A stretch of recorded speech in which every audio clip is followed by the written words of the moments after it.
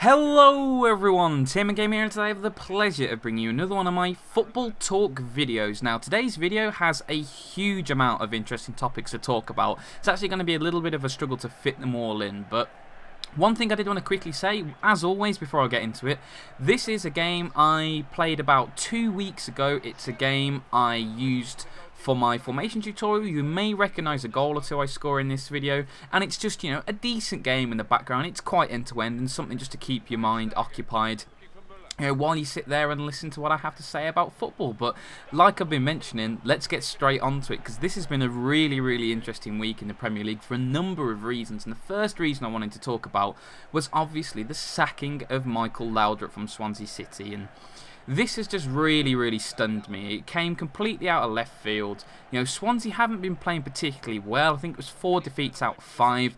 But, you know, they're not in a dire situation by any stretch of the imagination. You know, they're not 5 points adrift at the bottom of the table.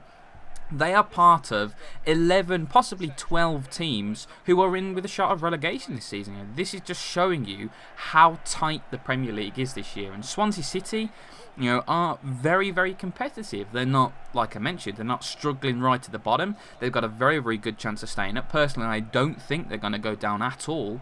I mean, if you look at the quality in their side, they've had a few injuries at awkward times. You know, they haven't really been able to play Wilfried Bony and Michu in the same team, which is a big problem considering that Michu was outstanding for them last year, and obviously Wilfried Bony's looked very good since he's moved. But, like I mentioned, he hasn't had the opportunity to put both of them on the pitch at the same time. So, to see Michael Laudrup get sacked really was a shocker for me. I mean, he's done so well. He got Swansea to the Premier League, you know, for the first time. He won the Carling Cup with them last year, got them into Europe. They were doing relatively well in the Europa League, you know, playing pretty solidly. And they were in a group of 12 teams that were pretty much in the same boat in the Premier League. And to see him get sacked is just really surprising. And there were a few strange stories coming out from Swansea, you know, that he'd gone on holiday to Paris instead of taking training, and he didn't seem interested, and there were loads of cliques at the club, and there was this really strange rule floating around apparently that only a certain number of Spanish players could sit at the same table for lunch, and just really strange things like that. But for me, it's still a very baffling decision, especially when you consider who they've appointed to replace Laudrup. I mean, Gary Monk, I'm sure he's a great guy. I'm sure he has the potential to be a good coach. But you have sacked one of the most successful young managers in the country at the moment, and you've replaced him with a guy who had a very public bust-up with one of the players not so long ago, Chico Flores. And, you know, apparently they've shook hands and they've all made friends, and it's all lovey-dovey now, and etc. But is that really enough? You know, if you're a Swansea City fan, will you be happy with this? Gary Monk, no doubt, is a Swansea legend. He's captaining the club in 4 different divisions. That's an exceptional achievement for a player. You know, to come through with one club all the way through and take them to the Premier League and captain them and now be manager, it's a great story for him. And like I said, I'm sure he's a nice guy and I wish him well, but for me, it's really surprising. It's so surprising to see Laudrup get sacked, and it just goes to show just how ridiculous the Premier League is. I mean, the second longest serving manager in the Premier League now is Alan Pardew. Alan Pardew, who's been at Newcastle not very long at all. I mean, obviously Arsene Wenger leads, and then you've got Alan Pardew. I think Manuel Pellegrini is 6th on the list of longest serving managers in the Premier League. How ridiculous is that? It's just insane. There's so much short-termism in the Premier League now. And I know it's a very high-pressured business and it's incredibly results-orientated, but there is no way a football club can successfully and consistently advance themselves if they change the manager every 18 months. It just doesn't happen. I mean, the major examples we have around Europe for success in the last 20 years, look at them. I mean, you've got managers like Sir Alex Ferguson, who just took a Manchester United team from obscurity and turned them into a major European force. Look at Barcelona. You know, Pep Guardiola, he came in. Barcelona were, you know, okay, but were they challenging for any European honours? No.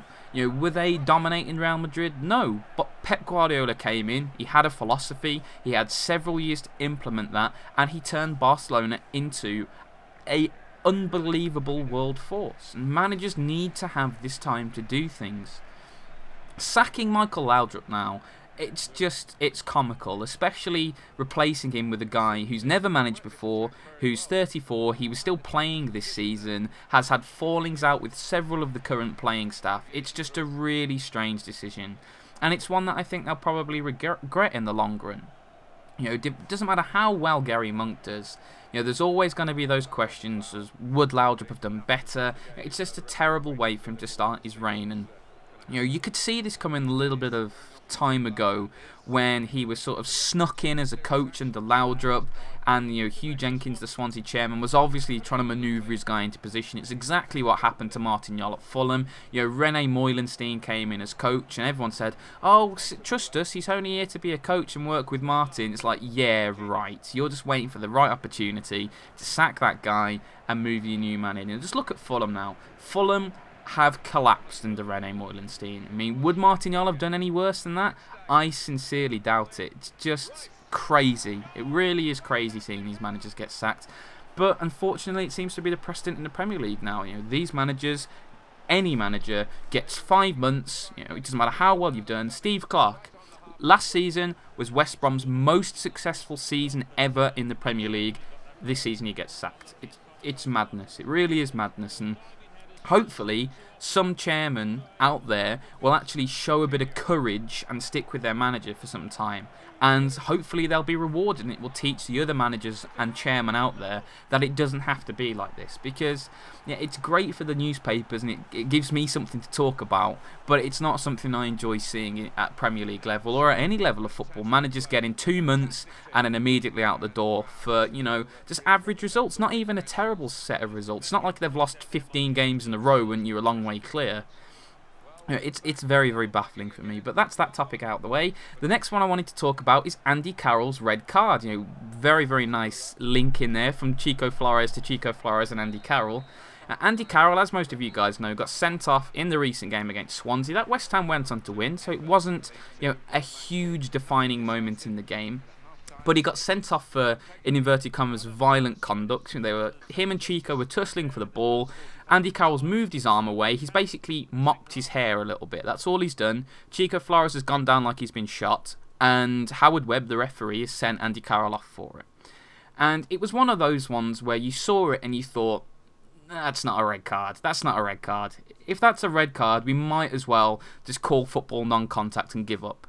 Because you can't be sent off for that. I mean, it's not like Andy Carroll's turned around and elbowed him in the face. He hasn't clobbered him. It's not a knee-high tackle. It's not aggressive and violent. It's a guy competing for the ball who has his arms up in the air. I mean, try keeping your hands by the side and then jump for the ball or compete for the ball. It's very, very hard to do that.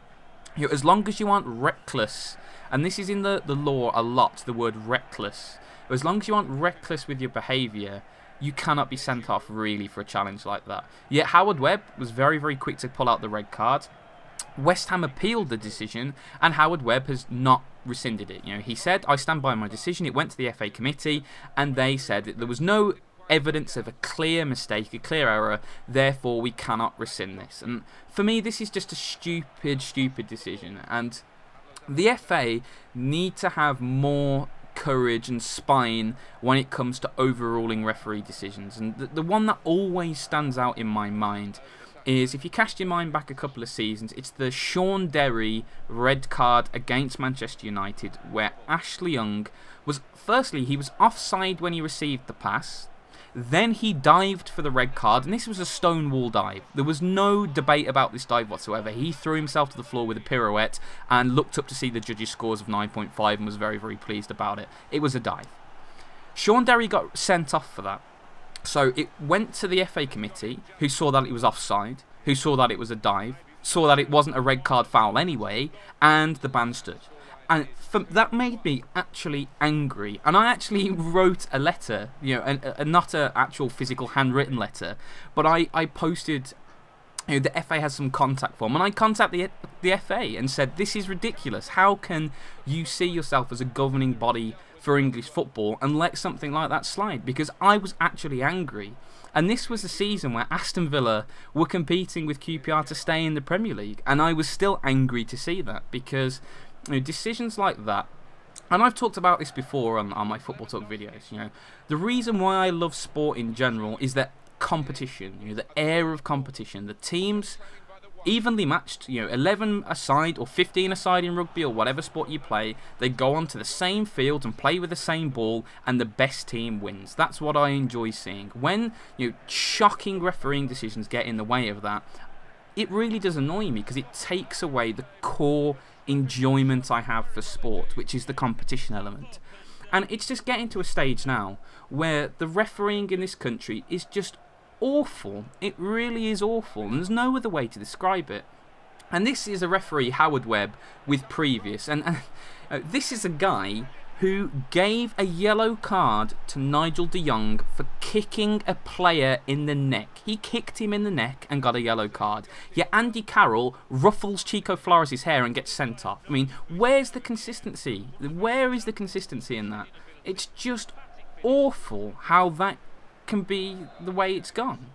You know, Andy Carroll should have been at most a ticking off. He should have gone over and said, listen, Andy, you know, I know you didn't mean to catch him, you know, you didn't elbow him at all, you just like ruffled your hair. Be a little bit more careful, you know, be a little bit more circumspect. You know, Chico Flores has gone down like a sack of potatoes, there's not really anything in it, just be a little bit careful. That's all it needed. But no, Webb marched over and couldn't wait to get that red card out and sent him off. And you know, the FA compound the error, because you know, referees have a really, really hard job. There's no doubt about that. They have a lot to do and a lot to see. Football's so fast, and like I've mentioned earlier, there's so many players out there looking to con the referee and dive and hold their face and, you know, roll around on the floor. It's really, really tricky. And occasionally referees make mistakes, and there's no doubt about that. And sometimes you just have to go, never mind, the referee made a bit of an error there. You know, he's learnt from it and whatever. The thing that really annoys me is that the FA see this happen and then do nothing to remedy the situation. I mean, they need to get their act together, because it's getting a little ridiculous. And as most of you guys know, West Ham threatened legal action. They said, right, we're going to have a look and see what our options are, and we might take legal recourse over this. And that has seemed to have sparked the FA into life, thinking, oh dear, we might actually be in a little bit of trouble here, perhaps we ought to look at this again. And now it's going to go in front of the committee again. But it shouldn't have to do this. You know, clubs shouldn't have to threaten legal action to get a decision like that overturned. And it was a decision that if you would have asked 100 people, I'm confident that 85 of them would have said it wasn't a red card. I mean, decisions like this, there is always a bit of a fine line. There's always a bit of a borderline. Some people are going to say yes, some people are going to say no. There's never a cast iron 100% where every single person agrees. You know, it's just impossible. No one agrees about everything in life. It just doesn't happen. But when there's such a large consensus about a particular decision, the FA just don't seem to be able to get it right. I mean, and this was a decision where pundit after pundit and journalist after journalist and manager after manager has come out and said that wasn't a red card. Yet the FA just seems so entrenched about protecting their referees at all costs that it undermines the correct process and the correct decision, which at the end of the day is exactly what we want. You know, we want the correct decision. We don't want this farcical episode happening all the time, because it's not what I want to talk about. Yeah, I think it's getting to the stage now where the FA has to be a lot firmer with referees, because we've seen so many atrocious refereeing decisions over the past few years. You know, the kicking in the neck, the diving, the red cards, you know, rolling around on the floor, the phantom goal, all of these awful decisions. And all that happens is the referee goes down and referees a League One game for a week, and then boom, he's straight back in the Premier League. And there's no punishment, there's no reward system for good referees, and there's no negative, right, that was a terrible decision, therefore you need to book your ideas up for bad referees. And like I said, you know, referees have a really, really hard job. There's no doubt about that. They have a very, very tough job. But these are supposed to be the best 10 referees we have in the entire country. The entire country. We cannot seem to find 10 referees who know what they're doing. And it's just such a sorry state of affairs. It really is. And game after game after game gets ruined by really bad refereeing decisions. Really bad. And you know, the financial implications for some of these decisions are massive. clubs could go out of business if they get relegated. I mean, just look at what happened to Portsmouth. Look at Bolton. You know, Bolton sitting there on astronomical debts due to a relegation.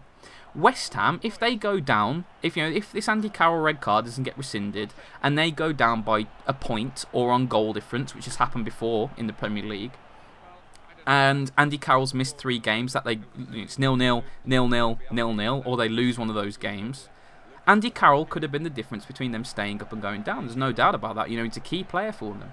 So this refereeing decision could send a club down, or it could cost a club a title or a European Cup. I can always remember that semi-final between Chelsea and Barcelona, where Chelsea should have had about 14, 15 penalties, but the referee was just so flat out incompetent that he didn't give one of them, or any of them. You know, it's just so frustrating. It really is frustrating to sit here in this Football Talk segment and spend so much of it talking about how the FA isn't doing what it should be doing and how referees are getting these decisions wrong time after time. And I'm just wondering what it's going to take for the FA to sort themselves out and actually get some retrospective punishment in. Now, they should have retrospective punishment for diving. They should be able to overrule any decision, because let's just, you know, it's not because we hate referees, not by any stretch of the imagination, but sometimes they get things wrong. And we have camera after camera after camera in stadiums which give instant replay. There is no way people sitting on a committee watching these replays should be able to see whether a decision is right or wrong. It's obvious, you know, just do it. For me, football would be so much more enjoyable if the FA just gave out retrospective bans for diving, for simulation, for if a referee misses a bad tackle, you go out there and you give that guy a 3-game ban. If a referee misses a dive or gives a penalty because of a dive, you go and you ban that guy for diving. You know, we always say, oh, we need to stamp diving out of the game, and yet week after week goes by of players dive and nothing happens, and players dive and nothing happens, and the manager comes out and says, I'm going to have a word with Ashley Young because he's diving all the time, and then next time he dives, he goes, well, that wasn't a dive, that was a penalty. You know, there's just so much roundabout hypocrisy in football, and it just needs the FA to grab the issue by the scruff of the neck, to just go, no more will this happen. We will put our foot down. We're going to do the laws right. We're not going to spend 7 months on a review in a committee to get the laws done. We're going to get them out in 3 weeks, and if you're caught diving after that, you are banned. And if you're caught diving again after that, you are banned for 2 games and 3 games and 4 games until you get into their mind that diving is not the right thing to do.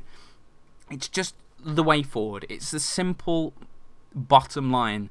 Now, this is what the FA has to do now. It's gone on too long. It's dragged on for far too long. We should not have to have football clubs threatening legal action for the FA to pull the finger out. It's just ridiculous. But anyway, guys, thank you so much for listening. I really hope you've enjoyed the video. I'll be really interested to hear what you have to say about this, because it's a topic I think, and I have a very passionate opinion about certain areas of it. But I'd like to hear your opinion both on Laudrup and both on the Carroll thing and sort of the FA's general miasma of inactivity, if I'm going to put it that way. But once again, thank you so much for listening to the video, and as always, have a great day.